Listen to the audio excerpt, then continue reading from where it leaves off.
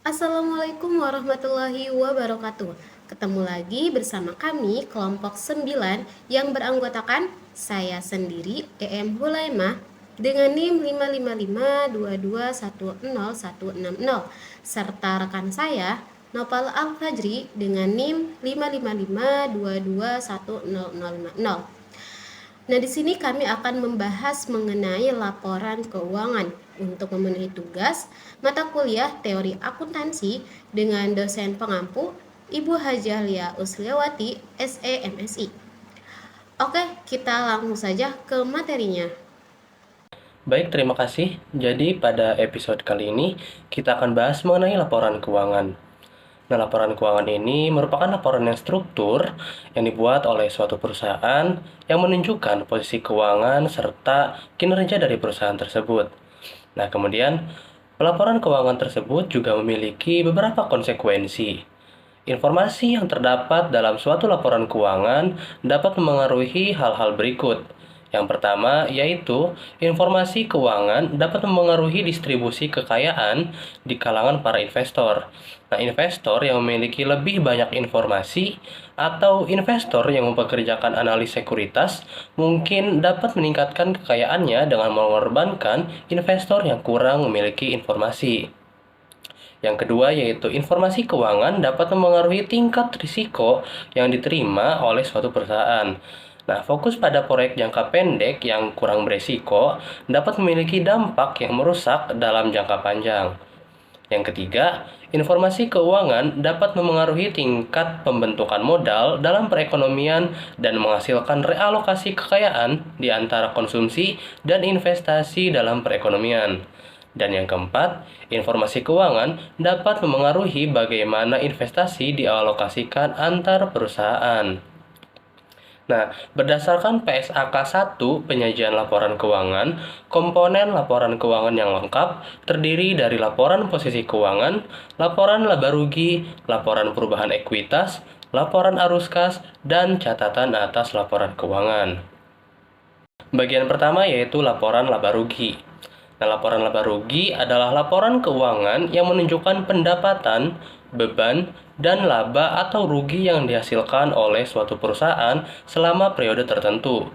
Laporan ini memberikan gambaran bagaimana kinerja operasional perusahaan dan efisiensi dalam menghasilkan laba. Nah, pendapatan ini mencakup semua pemasukan yang diterima perusahaan dari penjualan barang atau jasa, sedangkan beban mencakup semua pengeluaran yang dikeluarkan untuk menjalankan operasional perusahaan. Nah, komponen utama dari laporan laba rugi meliputi pendapatan, beban operasional, beban non-operasional. Nah, pendapatan dikurangi dengan beban operasional dan non-operasional untuk mendapatkan laba sebelum pajak. Nah, setelah dikurangin dengan pajak, kita mendapatkan laba bersih atau rugi bersih. Nah, laba bersih adalah sisa pendapatan setelah dikurangi semua beban dan pajak. Sedangkan rugi bersih terjadi ketika total beban melebihi total pendapatan. Bagian kedua yaitu laporan posisi keuangan, atau dikenal juga dengan nama neraca. Nah, laporan ini adalah salah satu komponen utama dari laporan keuangan. Laporan ini memberikan gambaran tentang posisi keuangan dari suatu entitas pada akhir periode tertentu. Informasi yang disajikan dalam laporan posisi keuangan mencakup aset, liabilitas, dan ekuitas. Nah, aset adalah sumber daya yang dikendalikan oleh entitas sebagai hasil dari peristiwa masa lalu dan dari mana manfaat ekonomi masa depan diharapkan dapat diperoleh oleh entitas. Kemudian liabilitas adalah kewajiban entitas untuk mentransfer atau memberikan layanan kepada entitas lain di masa depan sebagai hasil dari peristiwa masa lalu. Kemudian yang terakhir yaitu ekuitas adalah hak residual atas aset entitas setelah dikurangi liabilitas. Nah, laporan posisi keuangan disusun berdasarkan akun SAK yang berlaku. Nah, di Indonesia sendiri, laporan keuangan posisi keuangan ini ditentukan dalam PSAK 1. Laporan ini disusun dengan asumsi bahwa entitas akan melanjutkan operasinya dalam waktu yang tidak terbatas kecuali jika manajemen berniat untuk melikuidasi entitas atau menghentikan operasinya, atau jika tidak ada alternatif realistis selain melakukannya. Nah, kemudian laporan posisi keuangan juga mencakup informasi komparatif tentang periode sebelumnya untuk memungkinkan pengguna laporan membuat perbandingan dan mengevaluasi kinerja keuangan entitas sepanjang waktu. Bagian ketiga yaitu laporan perubahan ekuitas. Nah, laporan perubahan ekuitas adalah bagian dari laporan keuangan yang menunjukkan perubahan dalam nilai ekuitas perusahaan selama periode pelaporan. Nah, laporan ini mencakup semua perubahan dalam ekuitas, termasuk laba atau rugi, dividen yang dibayarkan, penerbitan atau pembelian kembali saham, dan juga perubahan lainnya yang disebabkan oleh transaksi dengan pemegang saham dan transaksi lainnya. Nah, komponen utama dari laporan perubahan ekuitas meliputi saldo awal, laba bersih atau rugi bersih untuk periode tersebut, kemudian dividen yang dibayarkan, dan juga saldo akhir. Nah, laporan ini memberikan gambaran tentang bagaimana laba atau rugi, kemudian dividen, dan juga transaksi lainnya dapat memengaruhi ekuitas perusahaan selama periode pelaporan. Laporan ini sangat penting bagi pemegang saham dan investor potensial karena memberikan informasi tentang bagaimana manajemen menggunakan sumber daya yang tersedia untuk menciptakan nilai bagi pemegang saham. Bagian keempat yaitu laporan arus kas. Nah, laporan arus kas adalah laporan keuangan yang menunjukkan bagaimana perubahan dalam saldo kas dan setara kas terjadi selama periode tertentu. Laporan ini mengklasifikasikan arus kas menjadi 3 aktivitas, yaitu aktivitas operasi, aktivitas investasi, dan aktivitas pendanaan. Aktivitas operasi mencakup transaksi sehari-hari yang menghasilkan pendapatan dan beban. Kemudian aktivitas investasi mencakup pembelian dan penjualan aset jangka panjang seperti properti, pabrik, dan peralatan. Kemudian aktivitas pendanaan mencakup transaksi dengan pemilik dan pemberi pinjaman seperti penerbitan saham, pembayaran dividen, atau peminjaman uang. Sehingga laporan arus kas dapat memberikan gambaran tentang likuiditas dan solvabilitas dari perusahaan tersebut. Kemudian bagian terakhir yaitu catatan atas laporan keuangan atau CALK. Nah, CALK ini merupakan bagian penting dari laporan keuangan yang memberikan penjelasan lebih detail tentang item-item yang ada dalam laporan keuangan. Catatan ini berisi ringkasan informasi dan kebijakan akuntansi signifikan yang berlaku pada entitas. Informasi ini sangat penting bagi pemahaman yang lebih baik tentang posisi keuangan dan kinerja keuangan dari suatu entitas.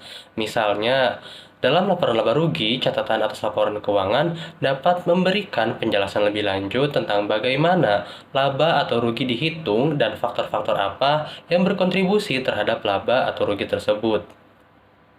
Selanjutnya itu adalah teori prospek. Teori prospek merupakan pendekatan alternatif dalam teori keputusan investasi yang berfokus pada perilaku individu. Pada teori ini, investor cenderung mengevaluasi potensi keuntungan dan kerugian perspektif secara terpisah, berlawanan dengan teori keputusan rasional yang mempertimbangkan dampak keputusan pada total kekayaan. Teori prospek juga mengasumsikan adanya loss aversion, yaitu ketidaknyamanan individu terhadap kerugian, di mana investor cenderung mempertahankan saham yang merugi atau bisa kita sebut yaitu loser dan menjual saham yang menguntungkan. Selain itu, teori ini mengakui bahwa individu seringkali memperkirakan probabilitas dengan cara yang tidak tepat, seperti underwriting probabilitas yang rendah dan overwriting yaitu probabilitas yang tinggi yang dapat menghasilkan penilaian tidak akurat. Oke, contohnya itu investor dapat menghindari pasar saham karena ketakutan akan kerugian atau bahkan berpikir rasional dengan tetap memegang saham yang sudah merugi dengan harapan mendapatkan keuntungan di masa depan. Nah, contoh tadi itu merupakan contoh dari teori prospek, di mana perilaku investor dalam konteks keputusan investasi yang tidak selalu rasional. Selanjutnya yaitu is tadi, yaitu implikasi dari capital asset pricing model CAPM terkait dengan penggunaan beta saham sebagai determinan spesifik perusahaan terhadap harapan pengembalian saham. Model oleh Daniel Hirschleifer dan Subrahmanyaman pada tahun 2001 mengasumsikan dua tipe investor, rasional dan overconfidence, menunjukkan bahwa beta and book the market ratio memiliki hubungan yang berbeda terhadap pengembalian saham tergantung pada tipe investor. Investor of confidence cenderung mendorong BM menjadi terlalu tinggi atau terlalu rendah, dan relasi positif beta terhadap pengembalian masa depan disebabkan oleh overconfidence.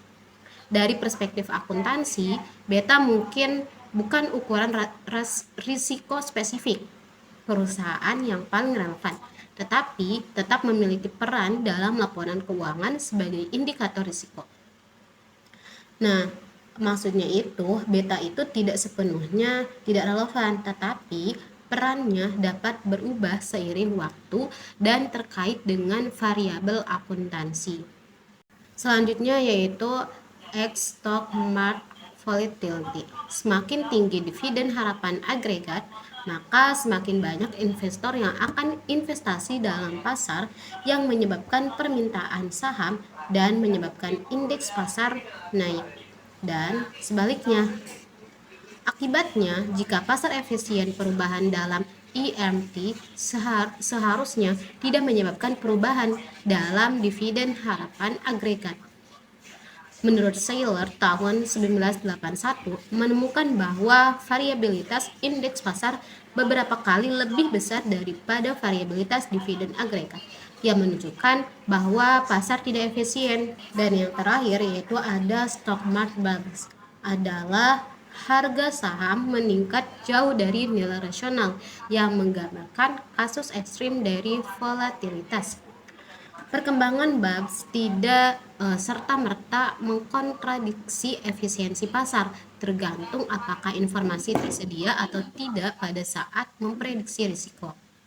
Selanjutnya yaitu efficient securities market anomalies. Terdapat bukti bahwa pasar seringkali tidak merespon informasi akuntansi sebagaimana yang diprediksi oleh teori efisiensi pasar. Terdapat dua anomali yang menggambarkan ketidakseimbangan ini. Yang pertama yaitu ada post announcement drift atau PAD. PAD adalah fenomena di mana harga saham tidak merespon sepenuhnya terhadap pengumuman laba perusahaan, dan abnormal return terus terjadi setelah pengumumannya. Contohnya yaitu perusahaan yang melaporkan pertumbuhan laba atau penurunan laba seringkali mengalami abnormal return yang berlanjut beberapa waktu setelah pengumuman. Nah, berarti dengan teori efisiensi pasar yang mengasumsikan bahwa investor akan segera menafsirkan informasi dan menghargai saham dengan benar.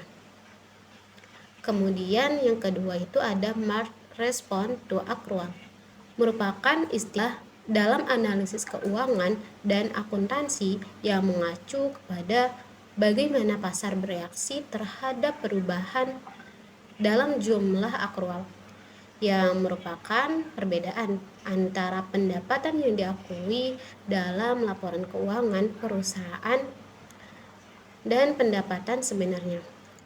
Saham perusahaan dengan tingkat akrual tinggi seringkali mengalami penurunan harga, sementara saham perusahaan dengan tingkat akrual rendah mengalami kenaikan. Selanjutnya yaitu the low value relevant of financial statement information. Menurut Lev tahun 1989 menghubungkan rendahnya saham dengan rendahnya kualitas laba. Menurut Collins et al.